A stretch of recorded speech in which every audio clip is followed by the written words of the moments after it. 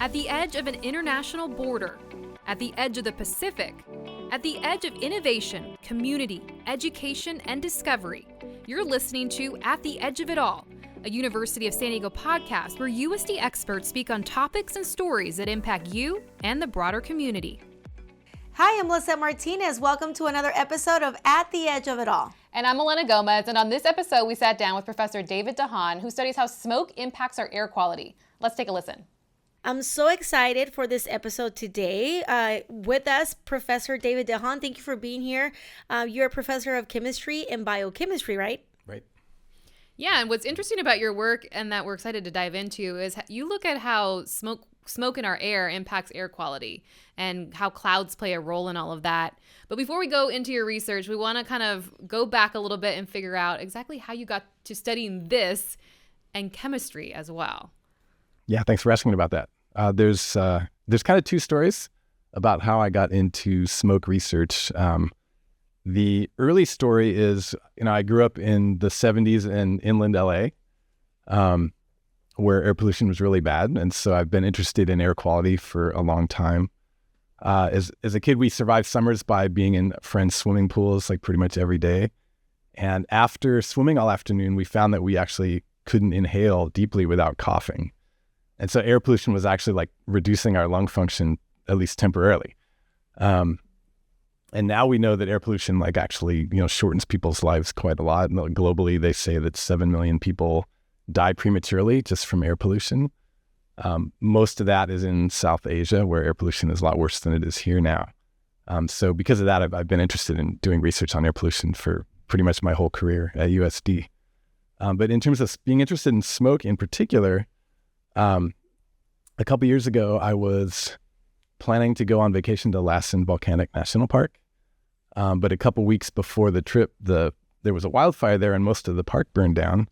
And so it was closed and we had to find something else to do. So instead of the middle of Northern California, we went to the western edge of Northern California and went to Redwood National Park and hiked around for several days. And the whole time we were there was this huge smoke cloud overhead, making the sun kind of a deep orange color. And I started to wonder about, where is all that smoke going? There's so much smoke that you really can't get away from it. You really can't get away from the smoke that easily in the summer. And there's been those big episodes with, smoke blowing from Canada into the East Coast cities. So, right. Just these long distance smoke plumes have been impacting a lot of people lately. And so that sort of raises a lot of questions about what happens to the smoke. So like a good scientist, this all stemmed from curiosity and you observing something and asking yourself questions, right? And you make an interesting point about this type of research. I mean, this extends and is beyond borders and boundaries, right? Because when we have those crazy wildfires, as you said, sometimes it goes into Canada or into Mexico because of our geography or vice versa. It's a very important international, global sort of research, right? Mm-hmm. Yeah, smoke can travel, halfway around the world quite easily. Now, for those of us who are not experts in this, when we talk about smoke, what are you really looking at? What is your really research looking into? Well, when you see smoke, you're mostly seeing the particles that are absorbing some light, making it look brown, and also scattering light so that you can't see very far. And so those particles scattering light, you're also inhaling those and they're affecting your lungs. Smoke also has a bunch of gases in it that are kind of reactive. And so those are affecting you too. But it's believed that the particles more than the gases are a little bit more dangerous for human health. And it probably also depends on what is burning, right? So when we have wildfires, we're burning sort of the trees or the vegetation that's there. But when I think about the wildfires that happened in Los Angeles at the beginning of the year, a lot of different things were burning and the gases that you're talking about. Do you look at both of those and kind of look at the impacts and how those fires are different, how they burn differently? We've definitely been looking at a lot of different wildfire fuels, pine wood is kind of the classic one that a lot of people started out studying, but we've also been looking at local San Diego fuels that burn locally in wildfires, and also things like eucalyptus that burn in Australia. We haven't got into man-made materials burning yet, but I know there's some groups who are looking into that, and especially after the big fires in Colorado and in California recently, that's been an issue about the smoke ingredients could definitely be different with different fuels burning. Yeah. One thing you look at specifically too is not only smoke, but how the clouds in our skies are they helping the smoke travel? Are they helping it dissipate? How does that work? Once smoke goes into our atmosphere, what is sort of happening at play there? Yeah, I'm glad you asked that, because it's actually a really interesting question to think about how clouds are affecting smoke. Just in terms of when smoke goes through a cloud, often the cloud is there because there's updrafts. So going through a cloud can put the smoke at a higher level in the atmosphere, which makes it travel further and last longer. But if it goes through a cloud that is going to generate rain, that's the main way the particles get cleared out of the atmosphere. So when particles go through a cloud, under those conditions, they can rain out, and then you have clean air after that. So it depends if the cloud is going to be precipitating or not, whether it's going to remove the smoke or not. So how exactly do you do this research? Can you paint a picture for us of what your work entails and how you go about it? Yeah, so there's a few ways to do this research. One is to run computer models. One is to fly aircraft through smoke plumes. My group really doesn't do either of those things at USD. The third type of research that needs to be done is lab simulations. So we're actually generating smoke clouds in the lab inside like Teflon bags. We mix those with maybe high humidity or low humidity to simulate a cloud environment or a dry environment. We'll add other ingredients that are important in the air, and then we'll actually take that chamber up on the roof of the science building, let it react in the sun, and sort of simulate a couple hours in the atmosphere. And then we'll ride it back down to the lab and start testing how the smoke has changed during that time period. And what have you found in the experiments that you've been doing with students? I mean, that seems like pretty hands-on. Very much, yeah. So we were initially looking for mostly chemical differences about how smoke reacting under wet conditions would be different than dry, and we have been finding some of those differences. But what we found that we weren't expecting is that when smoke goes through a cloud, it also makes the particles more solid-like or viscous. So they it becomes harder for gases to go in and out of the particles, and that can change how things move through the atmosphere. So it appears that there's chemical and also physical changes when smoke interacts with a cloud. And can you explain to us what the results of something like that would be? Like those chemical changes, what happens? Is it good? Is it bad? Well, so there's some gases that come out, with the particles of smoke, and there are some of those gases that really like water. And so in a cloud situation, those gases sort of jump into the droplets and start reacting, and that can generate more particles. So it converts gases to particles. There's also different reactions that occur more under dry conditions. So, so just the chemistry that you get really can change. Even here, when you have a really large wildfire, those generate sort of wind that comes to the fire and then a really big updraft.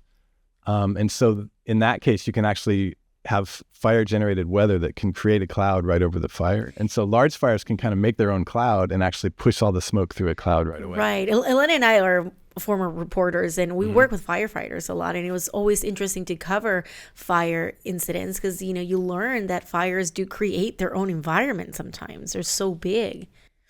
And I know firefighters are trained to look at smoke, and they can tell something about what's happening with the fire just with how the smoke is forming, right, which way it's going.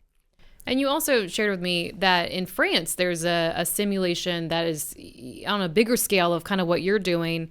Talk to us a little bit about that simulation and what research is coming out from that, and kind of what research is out there in general on this and how important this research really is.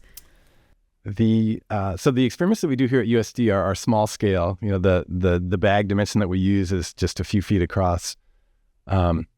And we can simulate really high humidity, but we can't actually generate like true clouds inside that bag. So in France, I learned about this chamber where you can actually generate clouds inside the chamber. So we've been going there and actually burning different fuels, putting the smoke in the chamber, and then actually turning on these solar simulator lights and actually having a cloud occur inside the chamber. So it's more realistic. So it allows us to kind of do a reality check on the small scale experiments that we're doing here to see if we're getting consistent results. And what have you seen, between the smaller scale results you get here versus what you've seen that you've been able to do in France? So in France, that's where we learn more about some of the physical changes. There's also, we have a greater set of instruments there that are also better at measuring the chemical changes. So it's a more complete set of measurements that allow us to see more of which reactions are occurring under each condition. So there's instruments that can identify like individual types of molecules in the gas phase and also individual types of molecules in the particle phase. And that looking at those molecular changes starts to allow us to piece together how things are changing under wet or dry conditions.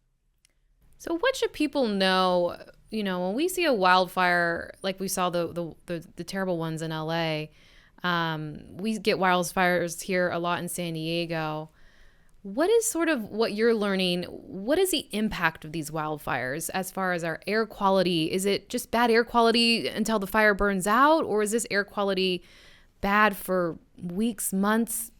Is it just in our atmosphere forever? How does it work? What are you seeing as far as the changes to our climate when wildfires happen and our air quality overall as that continues? Mm-hmm. Fortunately, the effect on air quality is kind of on a scale of weeks, not really months. So particles, when they're out in the atmosphere, tend to last for several days, and at some point they usually get rained out. That's kind of like the end of particles. So after a fire, the air quality can be bad for a week or two.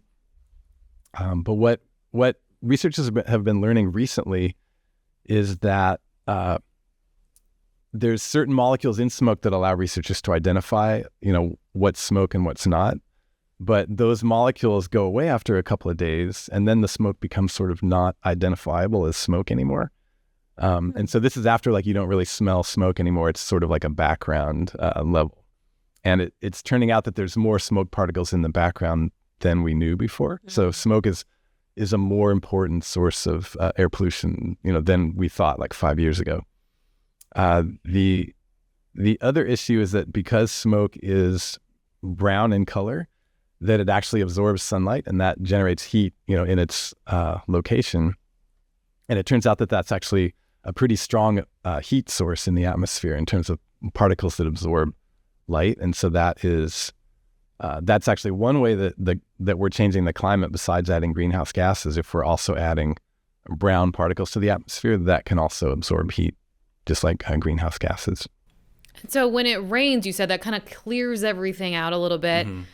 But does that pollution, I guess, or the smoke, whatever, the smoke, would that create pollution elsewhere? Or how does it work once the smoke is in the air and it rains? Is there any after effect on that And end? what if it doesn't rain? Or what if it doesn't rain? We don't get a lot of rain does it sometimes just here. sit That's there? when the smoke can go really far. Right. Okay. Yeah, and affect more people that way. Once it rains and the smoke is kind of washed away, so there's a fire and a couple days later it rains and maybe that smoke that's still in the air kind of gets washed out. Is there any sort of after effect of that? Is the smoke transferred? And as I'm saying this, it seems like maybe a question that is obvious, but what happens in the after effect of once the smoke is taken through the rain? Is that impacting pollution elsewhere, or how does that work? That was a really big question after the LA wildfires, because huge amounts of smoke, went out over the ocean and then started dropping into the ocean. Right. Actually, scientists going out and measuring, looking for toxins and things in the smoke, because so many man-made materials had burned. Things like plastics and building materials, and those tend to make, some pretty nasty products. During a wildfire, the way that we've normally thought about that, if it's sort of like natural materials burning, it actually takes nutrients like phosphorus and nitrogen from the land and blows it out over the ocean. And so it's one way that actually nutrients move from one ecosystem to another. No. So in that regard, some ecosystems in the ocean might actually benefit from a little bit of smoke deposition. I had never thought about that and how the ocean is involved in all of this when there's smoke moving about the area, right? Mm-hmm. That's very interesting. Also gases too, right? When we were talking, gases from smoke kind of get connected to water, right? They seek out water. So how does that work with our oceans too? So you could end up with the same kind of effect that happens in a cloud, in that the gases in a smoke plume could dissolve into the water and, do whatever they're going to do down there. There hasn't been a lot of work on how smoke is affecting the ocean. That's actually kind of a new research area. Yeah. I mean, this is all incredible stuff that you guys are doing in the classroom. What is the reaction of your students? I mean, obviously our younger generations, like all of us, are very interested in the environment, especially in what will be happening in the future. And they get to do research that is very impactful and important. I mean, what are some of the things they talk to you about as they're doing this work with you? They especially love it when there's an opportunity to go to France. Something like 16 USD students have gone to France for these measurements at the chamber there. But working here, we do a lot of work in the intersection between fall and spring and also in the summer. And I think what's interesting to students is that, you always think about research as being something that's super difficult and hard to do. Right. But like if you just kind of dig into almost any question, you pretty soon start to reach questions where we don't know the answer. And so sort of that the border between like what we know and what we don't know is actually a lot closer than students usually think. Right. So I think that it's fun to realize that students can make a contribution to find out something new, even if they're in their second year of college or something. Yeah, and that's, I think, the incredible part too, that they're doing this at the undergraduate level. And even though they may be excited about going to France, and getting to know other parts of the world, they're going there not as tourists, but as scientists, essentially, right? They're getting to do something important in another part of the world, and they get to see how interconnected we all are in trying to solve the big issues, right? Mm-hmm. The big questions. So that's fantastic. I really, really thank you for your time. I mean, this is something that I had never thought about. That's why I love doing this podcast. We always learn something new, and you guys are doing great, incredible work in the classroom. So thank you for sharing with us. Yeah, thanks for the invitation. It's been great to be here. And if you like this episode, be sure to subscribe to catch our next one.